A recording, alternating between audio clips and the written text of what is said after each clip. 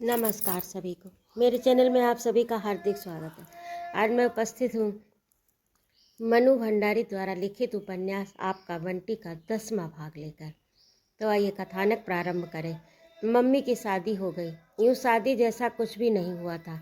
न बाजा गाजा, न हाथी घोड़ा, न आतिशबाजी, पर जो कुछ भी हुआ बंटी ने अपनी आंखों से देखा। शादी के बीच में रहकर देखा। फिर भी जाने क्यों उस दिन कुछ भी महसूस नहीं हुआ था। लेकिन आज सर्दी की सांझ के इस धुंधलके में खुली छत पर अकेले लेटे जैसे फिर मम्मी की शादी हो रही है। बाहर नहीं, बंटी के अपने भीतर हो रही है, मन की परतों पर। और इस बार बंटी केवल देख ही नहीं रहा, महसूस भी कर रहा है।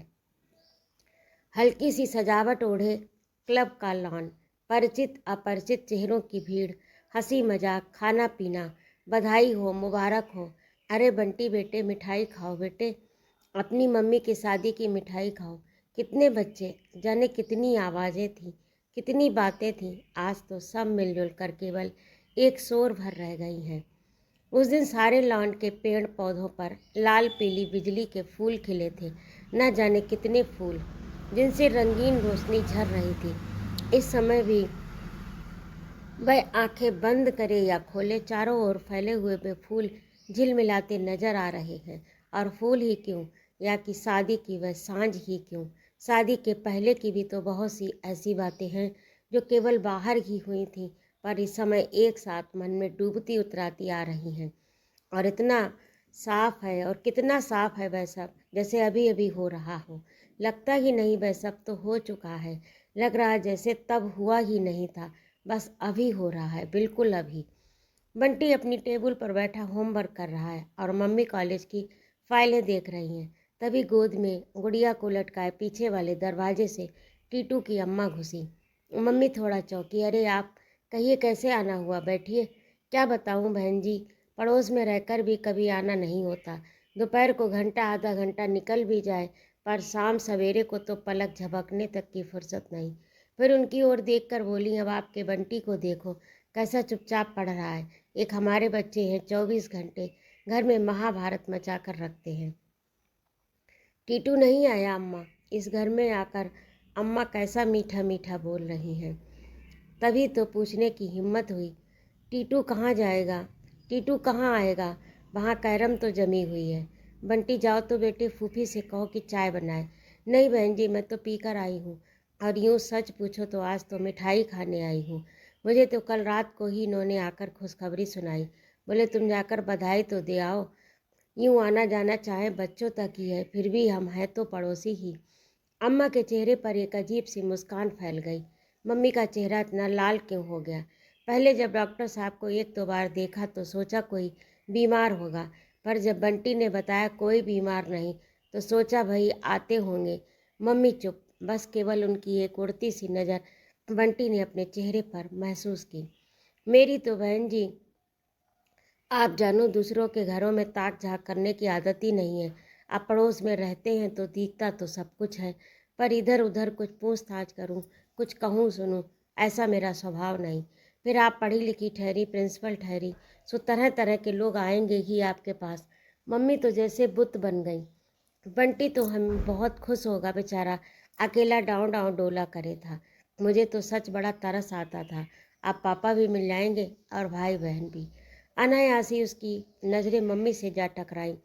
पता नहीं क्या था उन नज़रों में कि वहाँ और बैठा नहीं रह सका। रात में मम्मी उसे समझा रही थी, तुझे अच्छा लगेगा बंटी, वहाँ बहुत अच्छा लगेगा बेटे। मम्मी ने जितनी बातें कही बंटी सब सुनता गया, बिना एक भी प्रश्न किए, बिना जरा भी विरोध किए।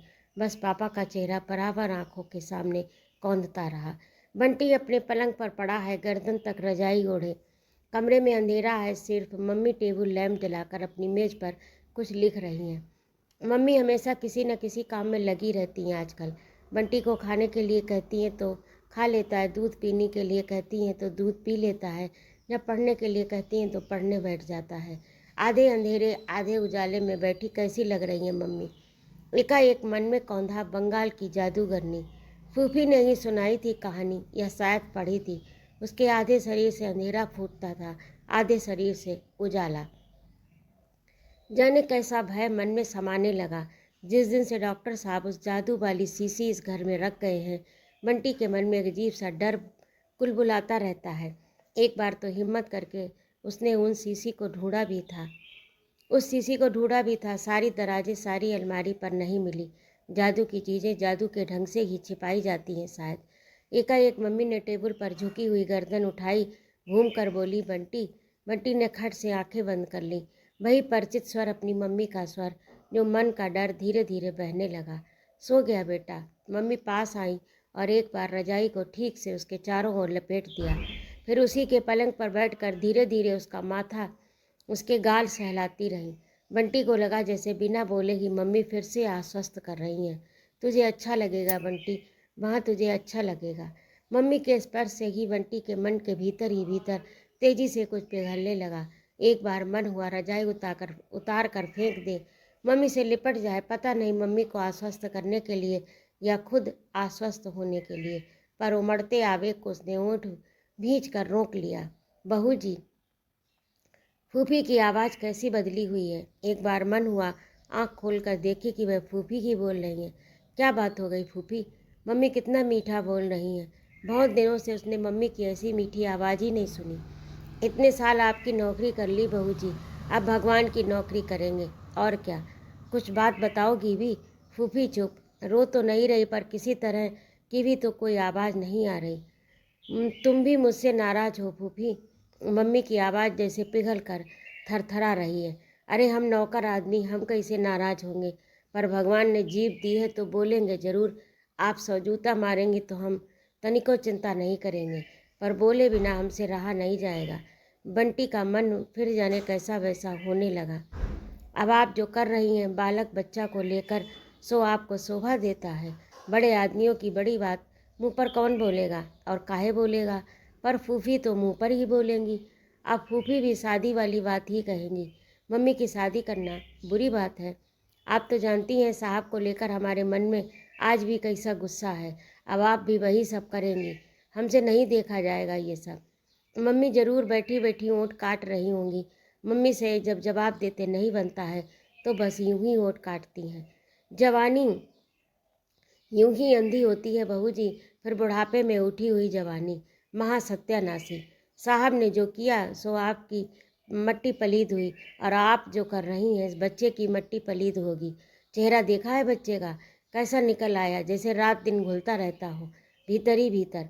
फूफी एक सख्त सी आवाज़ कमरे को चीरती हुई फूफी की फूफी एक सख्त सी आवाज़ कमरे को चीरती हुई इस कोने से उस कोने तक गूंज गई। एक क्षण को बंटी भीतर ही भीतर सहम गया। देखो फूफी, मैं तुम्हारी बहुत इज्जत करती हूँ, अपनी माँ से भी ज़्यादा, पर माँ को भी मैंने अपनी कभी बातों के बीच में बोलने नहीं दिया। मुझे याद नहीं वे कभी बोली हूँ। एक क्षण को मम्मी रुकी। ये अधिकार तो मैं किसी को नहीं दे सकती। हमने कहा ना बहू जी, आप हमें हरिद्वार भिजवा दो बस। तुम जिस दिन चाहो मैं इंतज़ाम करवा दूँगी। तुम यहाँ से जो कुछ भी चाहो ले जा सकती हो। इस घर पर तुम्हारा भी उतना ही अधिकार है जितना मेरा। और तो क्या कहूँ। मम्मी के स्वर में अजीब सी नरमाई आ गई। नरमाई नहीं, जैसे मम्मी थक गई हूँ। तो क्या फूफी चली जाएगी? बिना फूफी के कैसे रहेगा वह? रह सकता है कभी? मम्मी ने उसे क्यों नहीं समझाया, फूफी तुम्हें वहाँ भी अच्छा लगेगा, वहाँ भी बहुत अच्छा लगेगा। कल वह समझाएगा फूफी को। फूफी मम्मी की बात चाहे ना माने, उसकी बात नहीं टाल सकती। फूफी भी तो उसके बिना कैसे रहेगी? अगर फूफी ना रुकी तो। खट, मम्मी ने साज उठकर टेबल लैम्प बंद कर दी। बंद आँखों ने भी महसूस किया कमरे का अंधेरा बहुत गाढ़ा हो गया। बंटी ने आंखें खोली।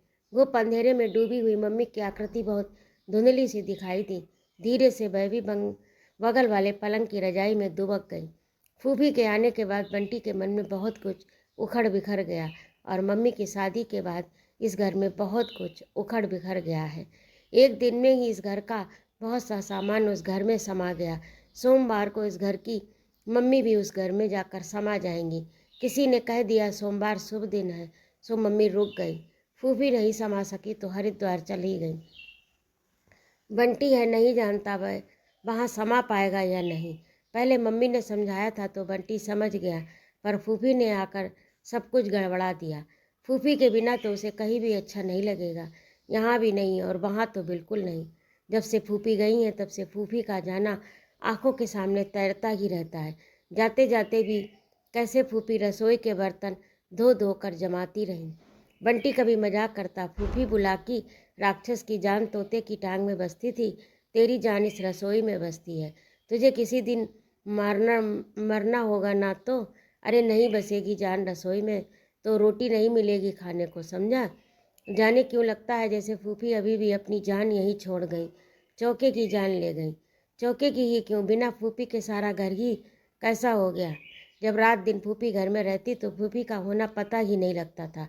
बस फूफी है तो है, पर अब फूफी नहीं है तो सारे समय पता लगता फूफी नहीं है, फूफी नहीं है। प्लेटफार्म पर खड़ी है फूफी, एक छोटी सी टीन की संदूकची, उस पर रखी एक गठरी। मम्मी ने बहुत कुछ देना चाहा पर फूफी ने कुछ नहीं लिया, बस बंटी को अपने से चिपका रखा है। आंखों के आंसू हैं, थम ही नहीं रहे। बंटी फूफी से चिपक कर खड़ा है, आंख में एक भी आंसू नहीं।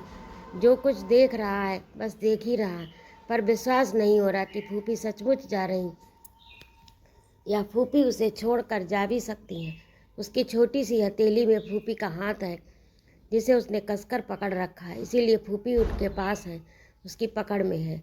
मम्मी ने पर्स खोलकर 100 रुपये का नोट देते हुए कहा, फूफी तुम्हें बंटी की कसम है, इसे रख लो। यूँ भी पता नहीं मम्मी आगे क्या कहना चाहती थी। नहीं, हमें पाप में मत डालो बहू जी, कसम दिलाकर हम कुछ नहीं लेंगे, भगवान के दरबार में जा रहे हैं। रुपया पैसा का होगा क्या, देना ही है तो एक वचन दे दो हमारे बंटी भैया को।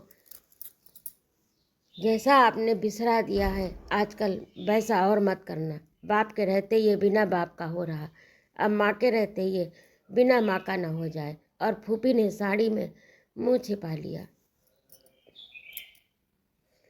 मम्मी की आंखें छलछला आईं। कैसी बातें करती हो फूफी, इससे आगे मम्मी से कुछ नहीं कहा गया। चपरासी ने भीड़ में फूफी को भीतर ढकेल दिया। सीटी झंडी फिर सीटी, भीड़, शोर, बदबू और सबके बीच एक कांपता पसीजता हाथ बंटी की छोटी सी हथेली के बीच से फिसलता चला गया। बंटी और उसे पकड़कर नहीं रख सका और उसके बाद से जैसे एक एक चीज़ बंटी के हाथ से निकलती जा रही थी। अब तो शायद वह किसी को पकड़ कर नहीं रख सकेगा। लौटते समय बंटी सुन्न सा मम्मी की बगल में बैठा। बंटी मम्मी ने प्यार से उसे अपनी बाह में समेटा। बंटी एकाएक फूट कर रो पड़ा, फूफी को ले आओ मम्मी, फूफी को ले आओ। रोते नहीं बेटे, थोड़े दिन में अपने आप आ जाएंगी, तेरे बिना वह रह सकेंगी कहीं भी। थोड़ी देर पहले प्लेटफार्म सामान रेल के बीच में ही बंटी को लग रहा था फूफी नहीं है, कहीं जन नहीं जाएंगी, वह नहीं जा सकती। अब मम्मी के कहने पर लग रहा वह नहीं जाएंगी, पर वह कभी आ नहीं सकती। दूसरे दिन स्कूल से लौटकर जब माली की बहू ने खाना दिया तो फूफी का जाना जैसे मन को भीतर तक मथ गया। उसे याद नहीं कि स्कूल से लौटने पर किसी और ने भी उसे कभी खाना खिलाया हो। और क्या फूफी केवल खाना खिलाती थी, खाने के साथ डांट। मैं तो इस कहानी को पढ़ ही नहीं पा रही।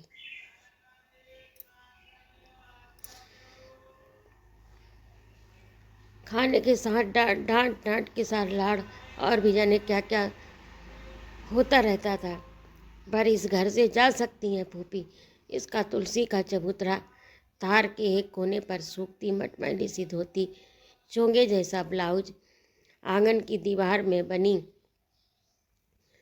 ताक पर रखे सिंदूर से रंगे पत्ते, उसके हनुमान जी, उसके सरोते की खटखट, उसके पसीने की गंध, उसके बेसुरे गले से निकली गीत की कड़ियाँ, उसकी कहानियों के राजा रानी, भूत प्रेत, जादूगर, राक्षस, सब कुछ इस तरह समाया हुआ इस घर में, यहाँ से मैं जा ही नहीं सकती। पर परसों तो ये घर भी छूट जाएगा, तब फूफी भी पूरी तरह छूट जाएगी। तू ऐसे क्यों रहता है बंटी, मैं सच कहती हूँ तुझे वहाँ अच्छा लगेगा, बहुत अच्छा लगेगा मेरे बच्चे।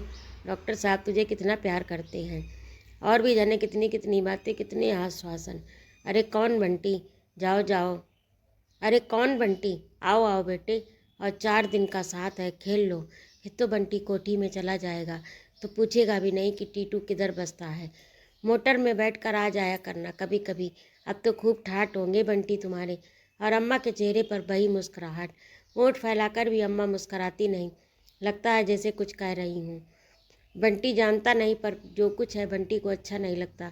उस दिन के 5-6 दिन हो गए यहाँ रहकर भी बंटी टीटू के घर नहीं गया। आज नए घर में जाना है। शाम को 4 बजे के बाद से ही शुभ समय है।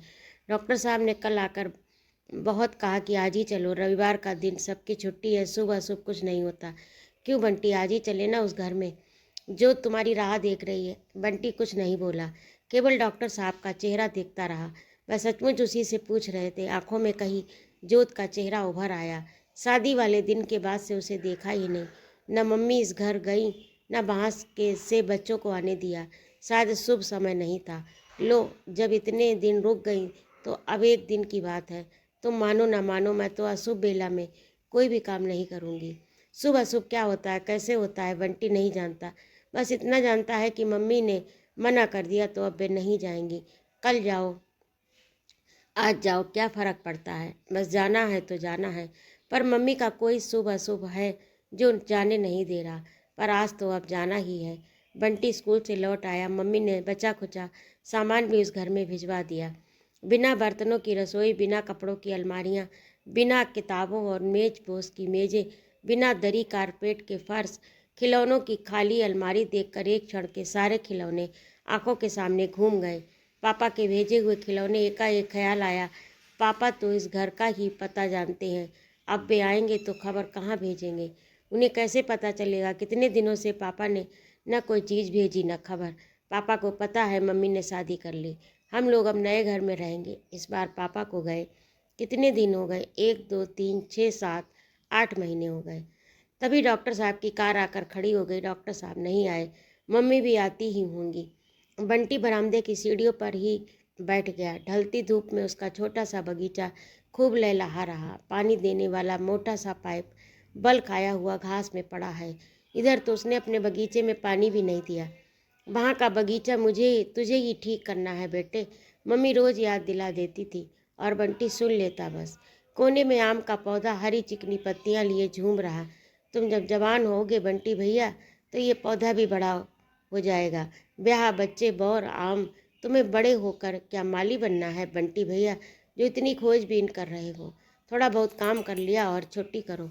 खट खट करती मम्मी आई। उनकी साल का एक छोर जमीन में घिसट रहा। साथ में हीरा लाल और माली भी है। पहले मम्मी कॉलेज से आती थी तो चेहरा कैसा थका थका लगता था।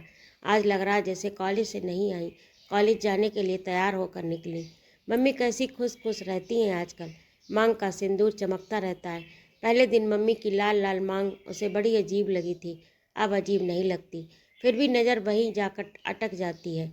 तू आ गया बेटे, कुछ खाया तो नहीं होगा, चलो अभी चलते हैं। हीरा लाल एक एक करके सारे कमरे बंद करने लगा। मम्मी बंटी के कंधे पर हाथ रखे माली को आदेश दे रही। देखो माली, बंटी भैया के सारे पौधे उखाड़ कर उधर ले आना। मोंगरा, गुलाब, मोर पंखी, कौन कौन से पौधे आ सकते हैं बेटे। एकाएक उसकी नज़र उस आम के पौधे पर गई। ये आम का पौधा आ सकता है वहाँ, आ सके तो ज़रूर ज़रूर ले आना मम्मी को। और कुछ भी याद आया। गाड़ी में बैठकर बंटी ने एक उड़ती सी नज़र अपने घर की ओर डाली। खिड़की पर थोड़ी टिका ली। अब वह सब पीछे छूट जाएगा। 2-4 दिन से तो वह खुद मानने लगा है कि इन सबको यहीं छोड़कर वह चला जाए। कार चल दी, पर यह क्या, ये घर, ये बगीचा। हाथ जोड़कर खड़े हुए हीरा लाल, माली, सब के सब जैसे कार के साथ दौड़े दौड़े चले आ रहे, धुंधलाए हुए, थरथराते हुए। कुछ भी तो पीछे नहीं छूटा। बंटी और मम्मी ने उसे अपने पास खींच लिया तो अवश्य सा वह मम्मी पर ही जा लगा। पर बंटी रोया नहीं। ये तो कॉलेज का घर था बेटा, अपना घर तो था नहीं। अब वहाँ अपना घर होगा, अपने लोग होंगे। एकाएक ही मम्मी का स्वर भर्रा गया, पता नहीं खुशी से या दुख से। बंटी के अपने मन में तो ना खुशी है न दुख, कुछ भी तो नहीं है सिवाय इस एहसास के कि वह जा रहा है। तो ये था आज का भाग। आपको कैसा लगा कमेंट करके अवश्य बताइएगा। और यदि आपको मेरा कहानी सुनाना अच्छा लगा है तो कृपया मेरे चैनल को सब्सक्राइब अवश्य करें, लाइक और कमेंट करें तथा अपने मित्रों में शेयर करें। जय माँ भारती।